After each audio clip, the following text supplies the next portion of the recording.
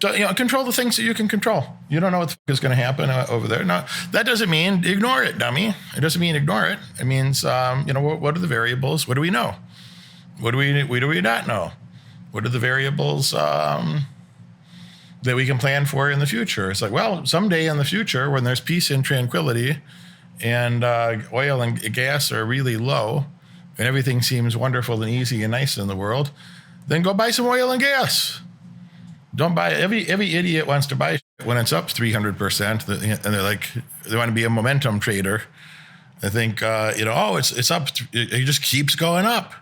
Look how fast it went up. It just keeps going up. I should buy it now. Like, no, probably you shouldn't. It's probably a terrible time to buy something. You should buy it when nobody wants it. You should buy valuable things when people are misperceiving and misjudging their value. And if you go buy valuable things at the peak of the market, then any little bad news, when you buy a valuable thing at the peak of the market, any little bad news can cause it to crash. And I think Nvidia could be a good example of that. That everybody thinks Nvidia is going to go just, I don't know, they think it's going to be $20 trillion or something. Like, well, what would have to happen for you to get a 4X or 5X from Nvidia at this point? Their technologies are so advanced. They're creating whatever, their 600 series, GPUs or TPUs or whatever they are so advanced that there's not even racks that they can put them in. They have an extraordinarily limited use application because the adjacent infrastructure isn't built to accept them, in the server racks. So I don't know what would have to happen. Their technology is ahead so much that. And the markets, the market only has a certain size that like it's going to be a minute for the rest of the infrastructure to catch up with what they did. And any bad news, imagine if they had, I'm not saying they do, I have no reason to believe they do. I'm not saying they do, but imagine if they had some accounting irregularity or some accounting scandal of any kind. The fucking stock will be down 60% like nothing. It'll be down 20% on the first day and then continue to sell off if there was any serious problem with the company at all. There's going to be litigations, and companies that size, somebody's going to sue them. That's just life, Any major company has multiple lawsuits at the same time. I run a small company, and nobody ever sued me, but I've sued other people, and I have a couple lawsuits at the same time because I'm suing other people. So that's how life is in the real world, guys. And people that want to think all this soft that. Entrepreneurship is easy, investing is easy. It's like, no, it's 24 hours. It's not 10 hours a day. It's not 20 hours a day. It's just, you got to know what's going on all the time. And you wake up, you're like, okay, what did I miss? Let's get back on track. You take a little nap, you wake up, what did I miss? All right, let's get at it.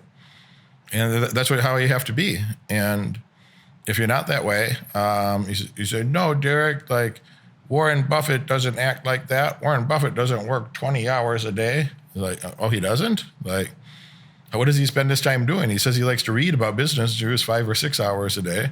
So he goes to the office and makes business decisions. He goes home and reads about it. And what do you imagine he dreams about at night when he's 95 right now. He made his first investment when he was 11 in the stock market. So after spending 85 years in investing, what do you imagine he dreams about? Probably investing. I don't know what else he even thinks about. It's probably not his kids. He's probably not thinking about them much. So, that's why he's Warren Buffett. Elon was sleeping on the factory floor. Elon was sleeping in the office of the factory, sleeping on the floor in the factory, sleeping on the couch.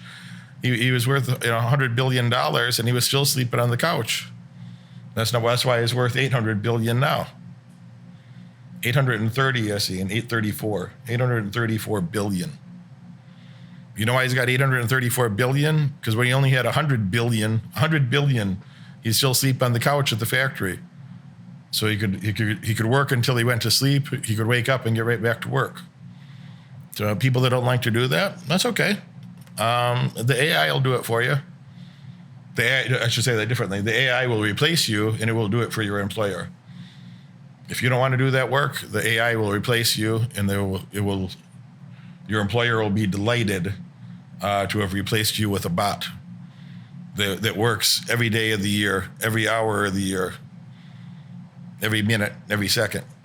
It's doing something. So the lower your level of thinking, the more easily replaced you are.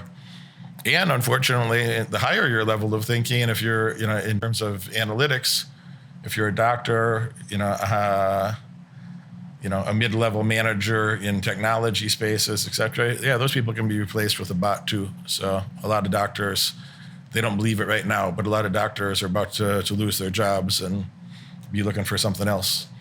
Just like radiologists, every other area of medicine, at some point the AI is going to be better.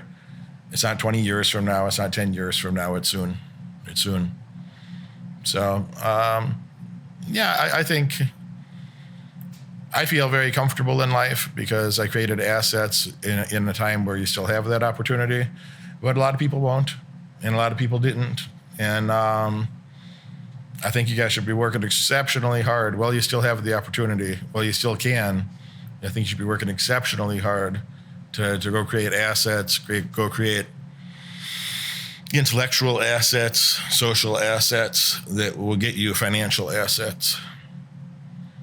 Those things lead to financial assets. If your brain works well, if you know how to think and behave well, you'll be able to get some other intelligent, high-quality people that are going to be happy to spend time with you.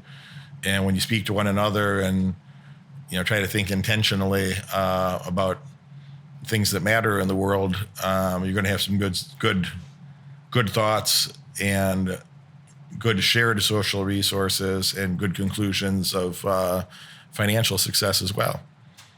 So, my 2 cents. You watch this video all the way through, and that tells me you're dedicated to learning more and earning far above average outcomes in your life. Congratulations for that. But now it's time to take action. If you could have earned those results by yourself, you would have done it already. My head coach has opened up a few spots on his high-demand calendar for an in-person, one-on-one strategy session to help you. On this call, we'll give you the pragmatic advice that you can implement tonight to get laser-focused on the right metrics and leave mediocrity far behind in your past. Click that link right now in the description below and apply for your call immediately. Do it now.